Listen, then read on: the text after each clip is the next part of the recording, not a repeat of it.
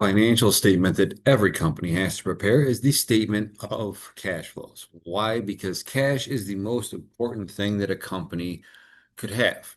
And when we talk about companies' profitability, we talk about their bottom line income, but that income is determined by having to abide by a bunch of principles and standards set forth by GAAP that might cause a difference between the actual revenues and expenses being realized and the amount of cash that you generated from those operations. For example, if you make a sale on account, you need to record the revenues at the time of sale, but you don't have cash yet. At the end of the period, when you make your adjustments, you need to accrue certain expenses that occurred during the period you might not have paid for yet, like salaries. If your employees worked three-quarters of a pay period during the accounting period, you have to put that expense on the books in that period, even though payday doesn't roll around until the next accounting cycle. So, to help people understand better how liquid, how financially viable a company is, what amount of cash they have on hand, they make a statement of cash flows. And it's basically just a summary of how much a company's cash balance changed over a period of time and why it changed. What did they spend money on? What were the inflows and outflows of cash? And this is an important document for users of our information because it helps them ascertain certain things about the company much better than just a plain old income statement would. Like, what's our ability to meet our obligations for debt or to pay dividends? We could do $1 billion of sales all on account. If none of those customers have paid us at the time, we don't have any cash, which means we can't pay our bills and we can't pay dividends to our shareholders. Helps to determine whether this company is going to require some kind of external financing in the future. If a company has very little cash on the books and not a lot of assets that are incredibly liquid that they can turn into cash immediately, and there is a huge current liability waiting to be paid, well, then that company's probably going to not have cash on hand at the time to make good on that debt payment, which means they're going to have to seek out some type of external financing, either by taking out a loan from somebody, issuing bonds, or issuing stocks. And all in all, it helps people realize why the difference between the net income that we're reporting on our income statement doesn't match the change in the cash balance between what we reported last period and what we're reporting this period because cash and accounting income are not the same. Statement of cash flows is separated into three different areas: the operating activity section, the investing activity section, and the financing activity section. And also, if you have an item which significantly changed your financial position for the business, so you signed a gigantic mortgage to acquire a building, or you bought out the assets of another company, but instead of giving them cash, you gave them common stock. If you have something like that that happened, you should disclose in the notes to the statement of cash flows uh, what the nature of that was. So your significant non-cash investing and financing activities, even though they're not going to affect your cash flow, should also be reported at the bottom underneath the main body of your statement of cash flows. And in theory, our setup of our statement of cash flows is going to prove the change in cash that we had by following the same basic steps. You take your cash that was either provided by or used for operating activities, add to it with the cash that was provided by or used for investing activities. If it's used, it's going to be a negative number. So adding a negative number is like subtracting. Do the same with your financing activities. And that's going to give you the change in cash that you have during the period. And that should jibe with the difference between your beginning cash and cash equivalents and your ending cash and cash equivalents. Like this net increase or decrease in cash has to be the same exactly as the difference between the last two balances of cash that you've reported on your last two balance sheets. So for the operating activities section, what goes in there are any cash receipts or payments that you've had for a bunch of different items, but all those items are typical of your everyday operations. So payments to customers, payments on interest for loans that you have outstanding, payments for the purchase of goods, payments to your suppliers for those money that you owe them from probably the previous purchase of goods, taxes, interest, etc. Those things would appear as part of your operating activities. For your investing activities, some items that could go in here are the cash receipts from the collection of or sale of notes receivable. So letting somebody else borrow money from you would be a change in your cash position, so you'd have to report it on your statement of cash flows. the cash receipts from the sale of debt or equity securities. So if you're selling off bonds to people or you're issuing new shares of, so if you're selling somebody else's bonds or selling somebody else's stock, it would go in there as well. Cash receipts from the sale of what they call productive assets. Pretty much anything you have that's PP&E, so your machinery, your building, your furniture, etc., or even intangibles would go in there. So if you sold a copyright or a trademark for something you own to another entity, that would also go in here as well. Cash payments for extending credit to others, cash payments for investments in other people's debt and equity securities, and the purchase of PP&E or other productive assets. All things that would go in the investing section. What do these all have in common right here? Every one of these items, notes receivable, held to maturity, debt investments, your PP&E, all of these things would be non-current assets on your balance sheet. And that is the catch of what goes in the investing activity section of a statement of cash flows is anything related to the non-current assets of your company. And then the last section is financing activities.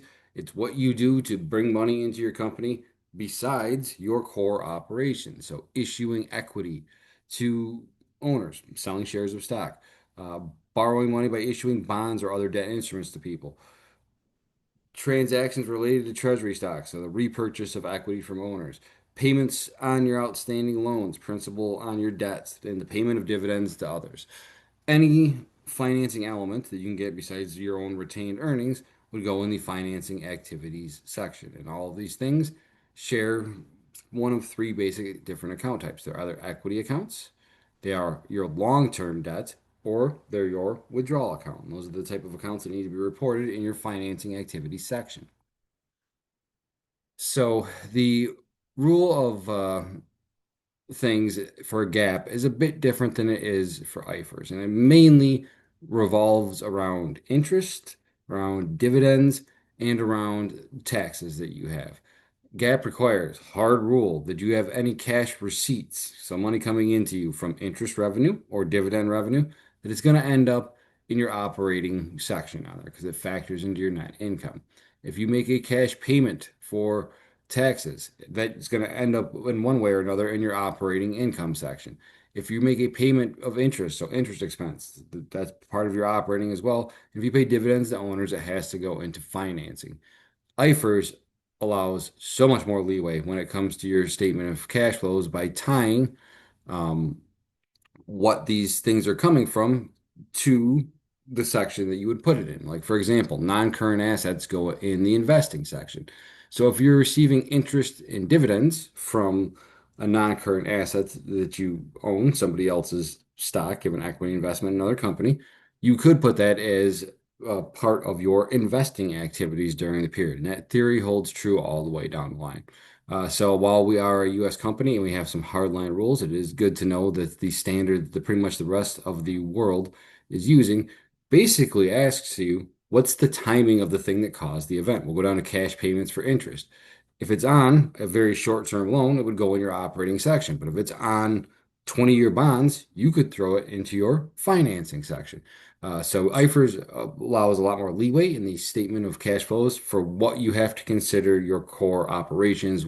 And the reason being is of the three different components, cash flows from operations are the most sustainable thing that you have. I mean, you operate. That's what you do as a business. You can't continue to keep selling off your non-current assets to raise cash. You can't continue to issue new shares of stock or issue new bonds just into perpetuity over and over again because you're going to find yourself in a very high debt, low value stock position. You don't want to be there too, but you can continue to operate profitably and bring in cash. So people looking at the information want to know, okay, of the cash change that you had, what portion of that cash change was attributable to your core operations? And sometimes you wouldn't want to have those elements in there because they don't give you the best picture. But GAAP rule-based standards for accounting say that this is where they have to go every single time. So how do you prepare a statement of cash flows? Well, GAAP allows you, FASB if you will, to use one of two different methods, the indirect method or the direct method. And the indirect method is basically you start with your net income and you make a series of adjustments to that net income to change it into the actual net amount of cash you brought in from your operations. And all of you have taken managerial accounting at this point. It's the way that it's done in that class as well.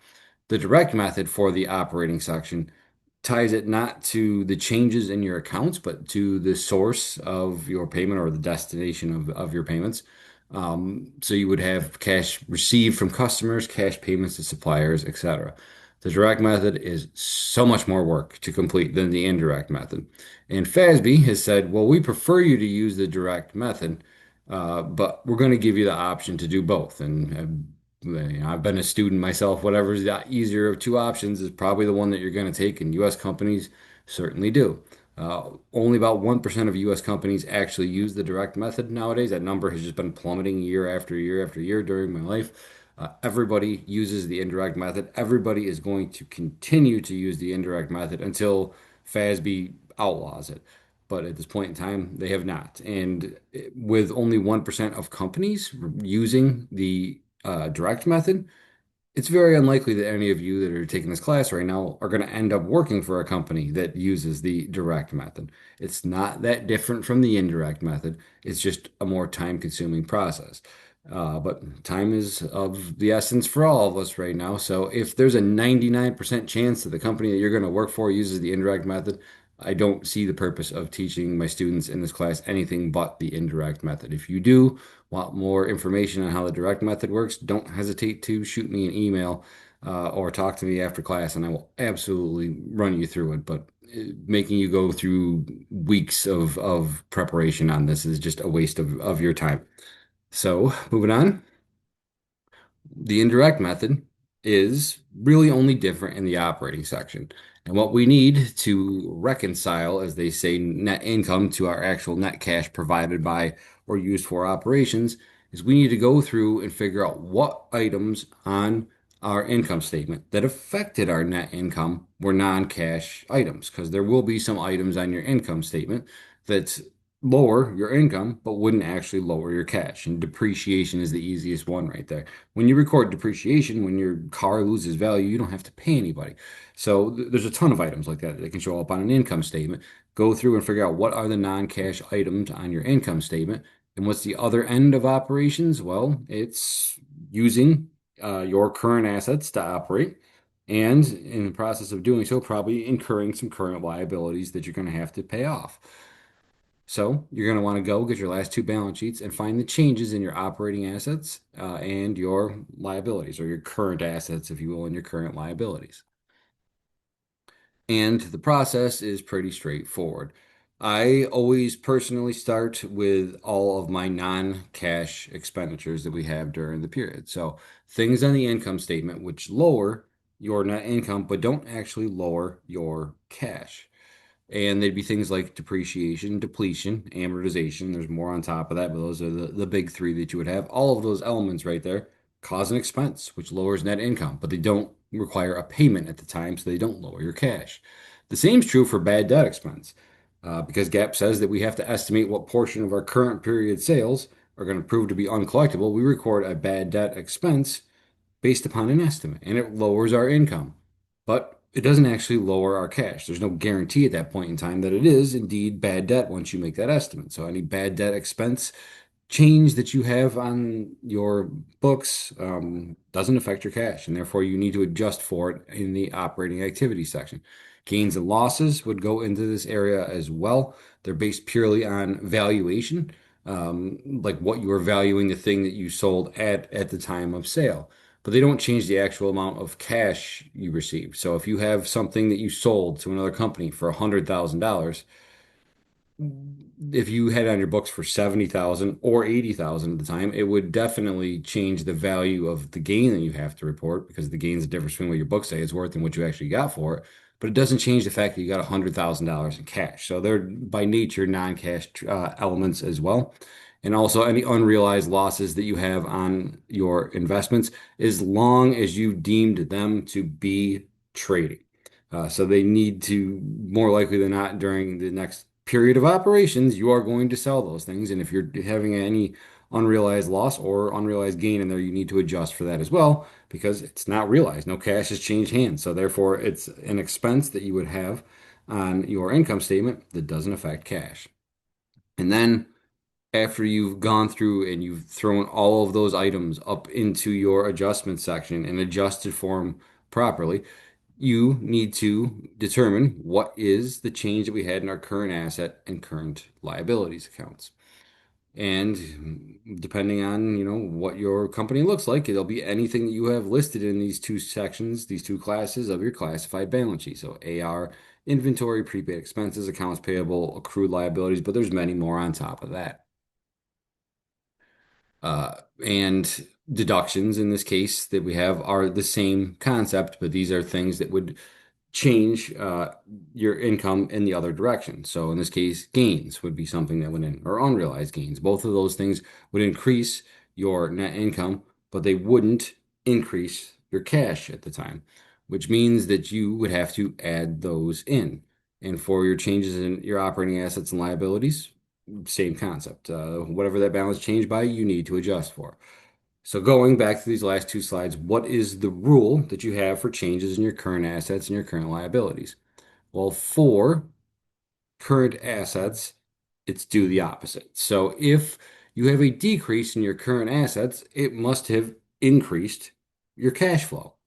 Think about this, accounts receivable. If your accounts receivable went down, why did it go down? Because people paid you, so your cash must have went up. Vice versa in this case, if you had a increase, there we go. If you had, I'm sorry, I got a little sidetracked there. If you had an increase in a current asset, you had an increase, say, in inventory. Why did your inventory go up? It's because you bought more inventory. You paid the manufacturer, which made your cash go down. So for your current assets, if there's an increase in the account, it is a reduction to your cash flow. And if there's a decrease in your current assets, it's an increase to your cash flow. For your current liabilities, the rule is do the same. If your liabilities go down, your cash has to go down. Accounts payable. If your accounts payable balance is decreasing, why is it decreasing? Because you paid the person you owed money to, which decreases your cash. What about an addition here? If you had an increase in a current liability, it increases your cash flow. And that one's a little more esoteric to think about, but when you delve deep, it does make sense. Accrued liabilities, the things that we make adjustments for at the end of the period. Interest accruing on your loans, we'll say. What happens when that happens? Well, you record an interest expense during the period that the interest actually accumulated on your loans. And that interest expense would reduce your net income in the case, but it doesn't reduce your cash flow because you haven't actually paid it yet. So when you have an increase to your current liabilities in here, in this case we have interest payable on our books, it's an increase to your cash flow because the thing that happened that caused you to put that current liability, that accrued liability on the books, didn't actually affect your cash, and you're just kind of reversing it out.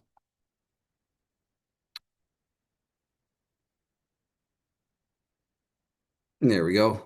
So that's the basic setup of it. And how you do this is you start with your net earnings or your net income, and you make a series of adjustments basically reversing out the effect that it had on your income statement for all of your non-cash items, depreciation, stock-based compensation is an expense for giving your employees stocks as a bonus. Asset write-downs would be like a decline in the value of your inventory, and you get to record an expense for that, but it doesn't actually decrease your cash. You would reverse it out. So any expense-related item you have is an increase, and any gain item that you have would be a decrease to your cash flow. And then when you get down to your changes in assets and liabilities for your current assets, do the same. In this case, they had a decrease in accounts receivable. Uh, no, they had an increase, excuse me, in accounts receivable, which decreased their cash flow. They had an increase in inventories. They bought more, decreased their cash flow. For your liabilities, it's do the same. So increase in accounts payable is an increase to cash flow. Increase to any other non-current, or sorry, any other current liability that you have would be an increase to your cash flow, or a decrease to any current liability that you have would be a decrease to your cash flow.